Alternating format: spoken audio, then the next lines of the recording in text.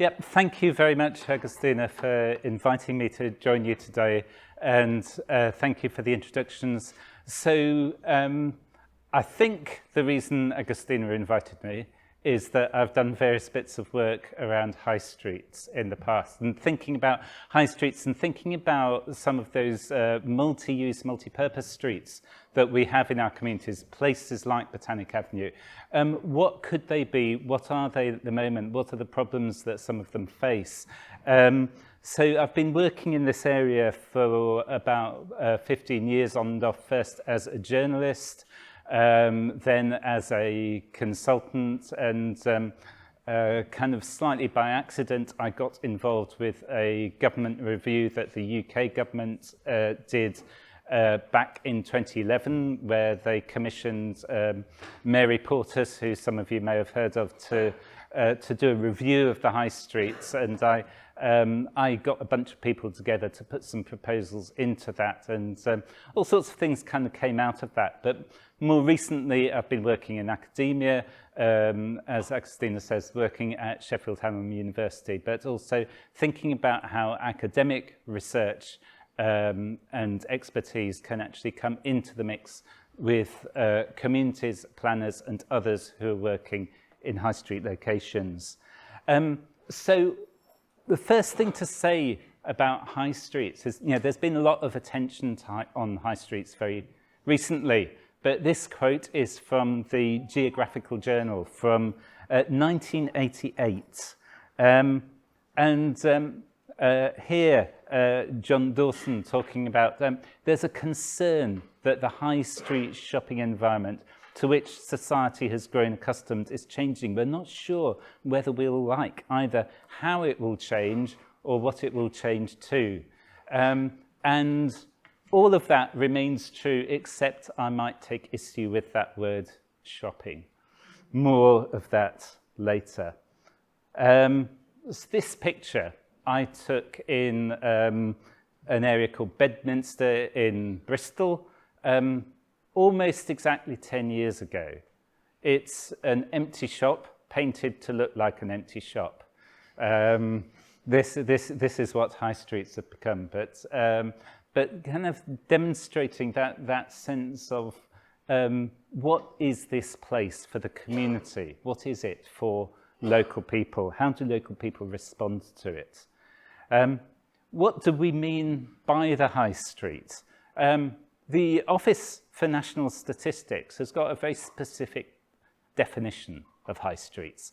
It describes it as a named street predominantly consisting of retailing defined by a cluster of 15 or more retail addresses within 150 metres.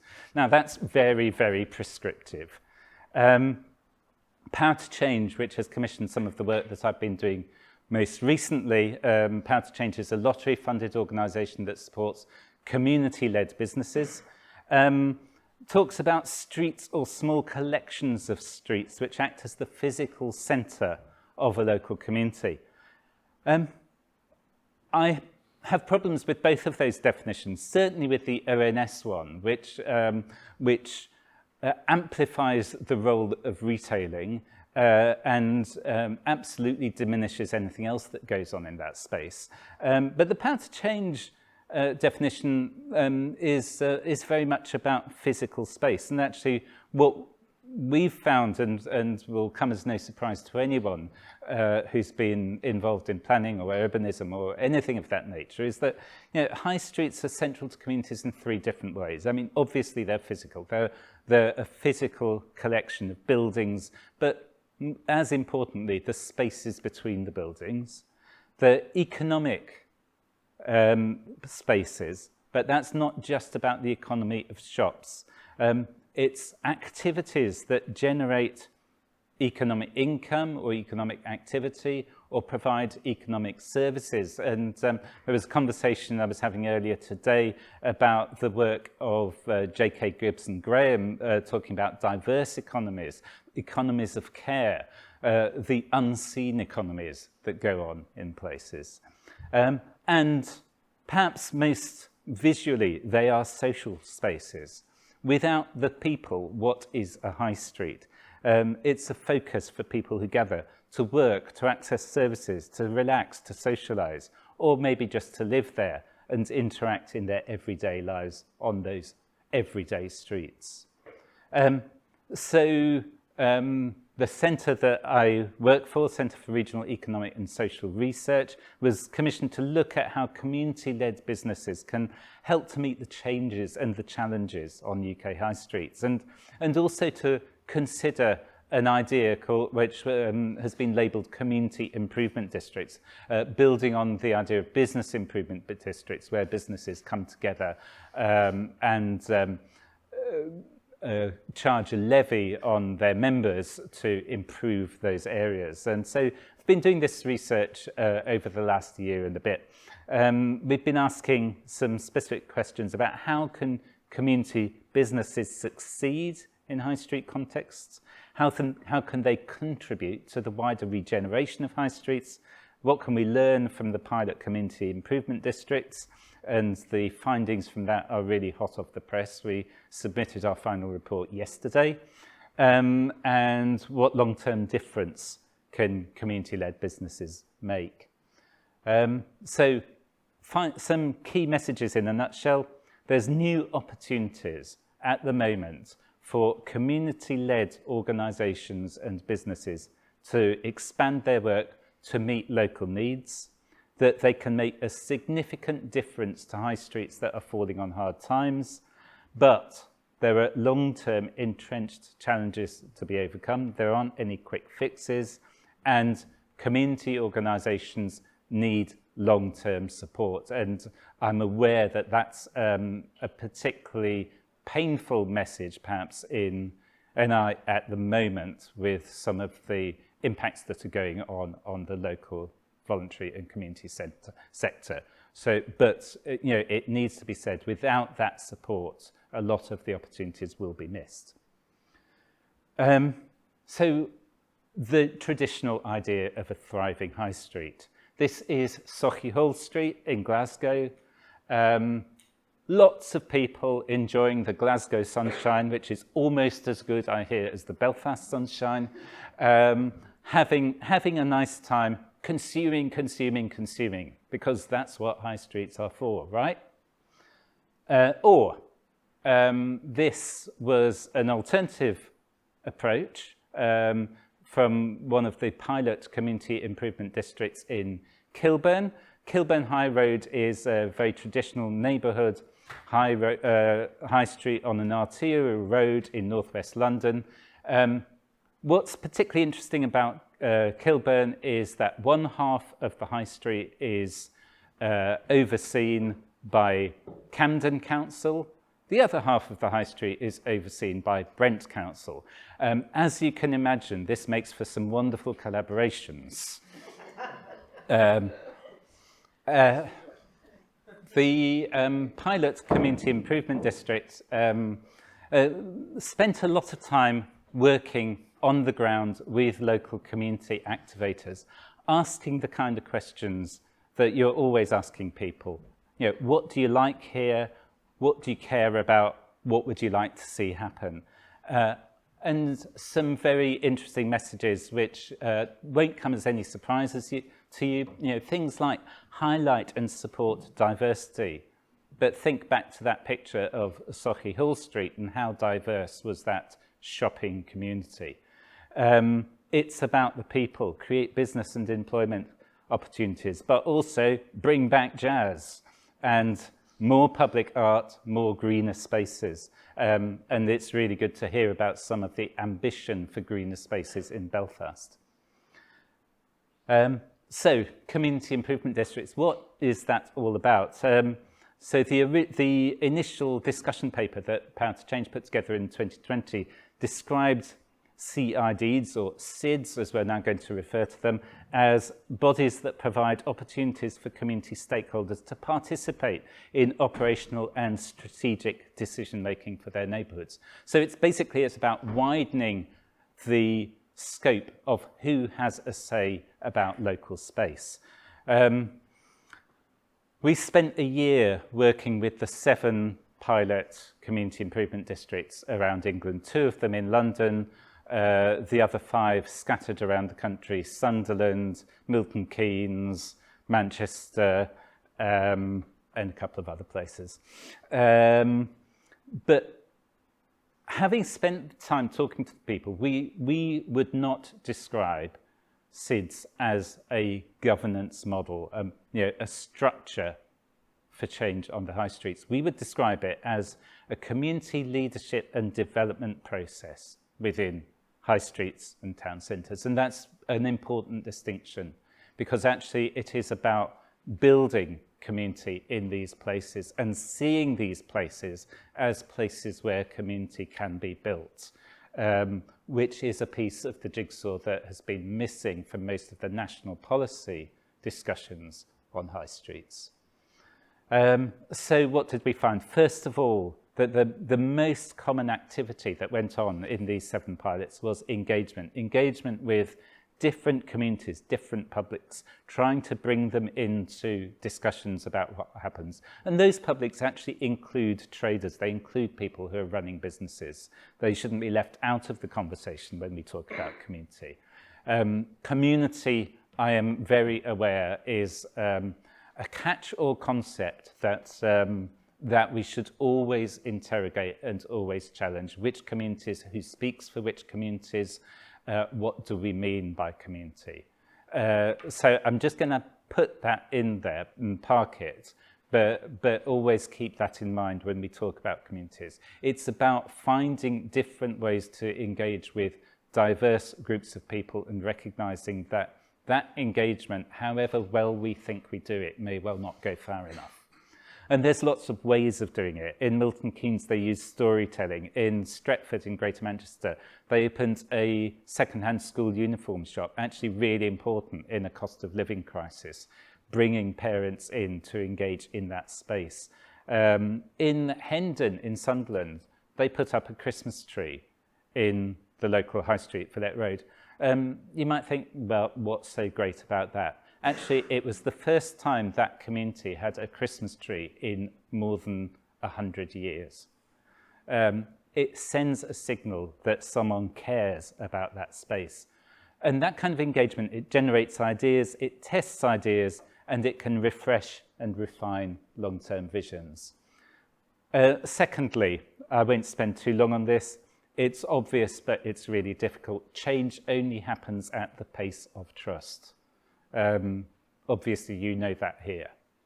But it needs to be said and it needs to be repeated. You can't impose change, you can't accelerate change without building that trust. Funding, it's important. Even small pots of money can make a difference because they can catalyse conversations. The money available through the Community Improvement District pilots was not enough. That was a clear finding. But it got some stuff started, and that was important.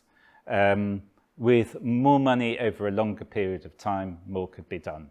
And that's about commitment. And that's a message to funders, whether that's funders in local government, whether it's charitable funders, whether it's national governments. Action requires a focus. The idea, which some of you will have come across, of urban acupuncture, that was coined by Jaime Lerner, the former mayor of Curitiba in Brazil. If you haven't got a lot of resources, think about where they can be applied most effectively. You know, key sites, key buildings that people care about, places that are intersections, places that are gathering places.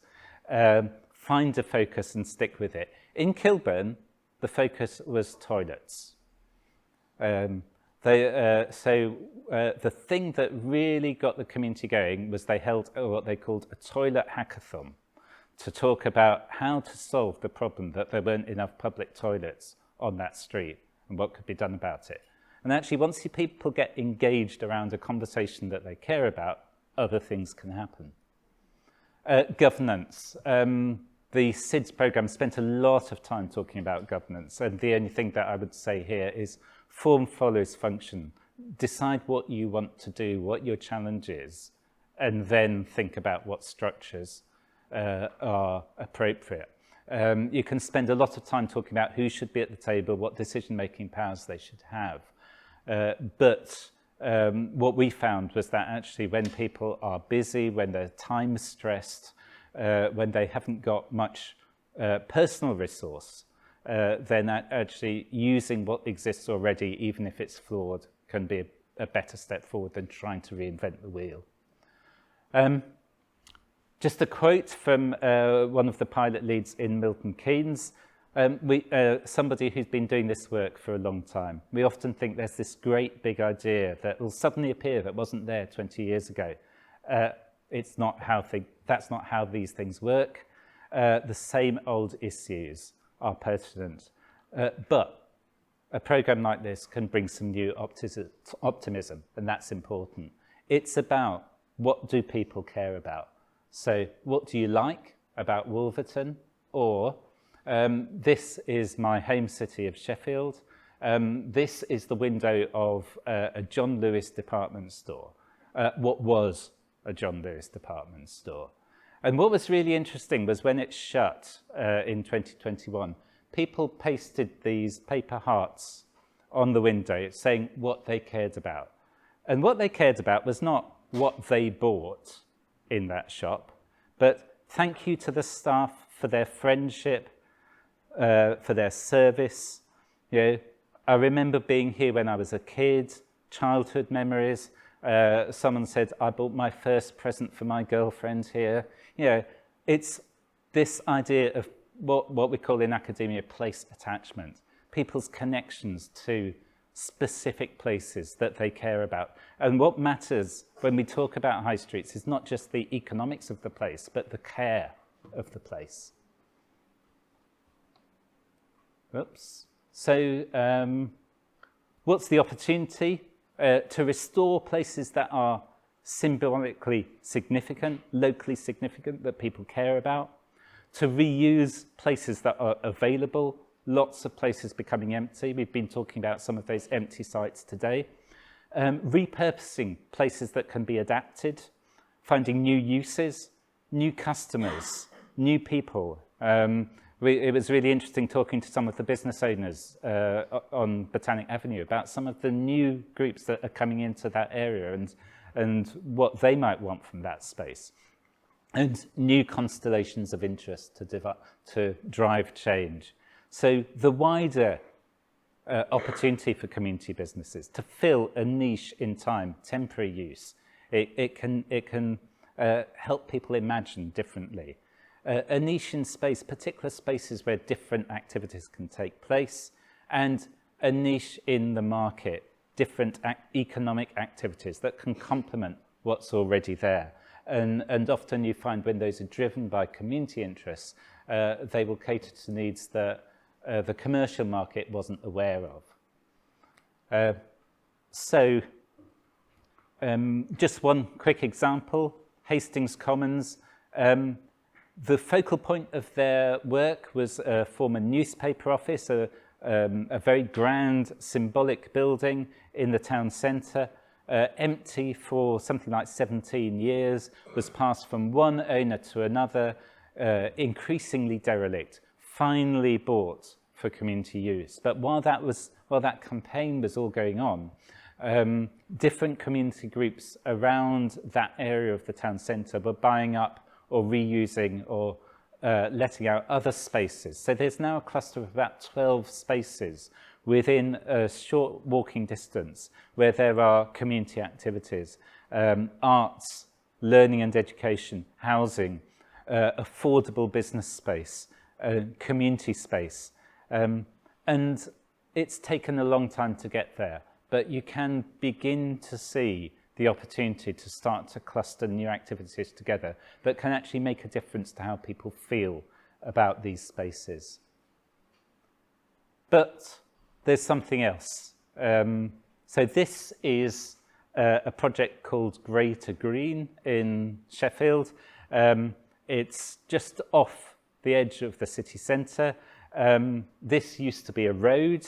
The road is still there, but it's been narrowed, and what's happened is they've created this green space. But it's not just green space. It's sustainable urban drainage, because Sheffield is prone to flash flooding. And that flood risk will increase as we have more extreme weather. And the other thing that will increase is urban heating. So the more green space we have and the more mature that green space we have in the city centre, the more you can start to mitigate the effects of that urban heating and start to adapt, and also actually create really nice spaces that people enjoy being in. So creating these social spaces while also tackling some of those climate change issues that Anya was referring to earlier. So a quick quote from Partha Dasgupta, who recently did a review on biodiversity for the Treasury at Westminster. In the process of getting to where we are economically now, we've degraded the biosphere to the point where the demands we make of its goods and services far exceed its ability to meet them on a sustainable basis. And we've got to do something about that. We can't carry on depleting the species that we coexist with and thinking we can continue as normal. So when we think about high streets, we actually have to think of them as spaces where we start to address these bigger issues around climate change.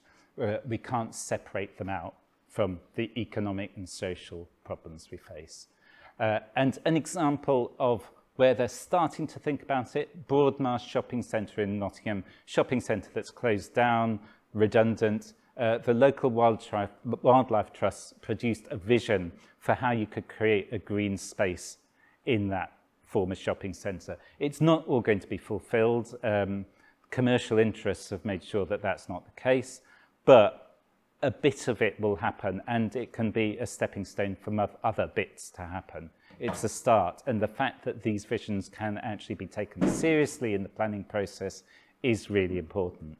So I'm just going to finish off with a quote from an academic, Valery Kokoschka, who talks about the world, and when we talk about the world, the high streets in front of us, it's not just what's given, it's a task in front of us, and it's a responsibility. And both Agustina and Jane talked about responsibility today. And the way that we carry out that responsibility tells us a lot about who we are. Thank you.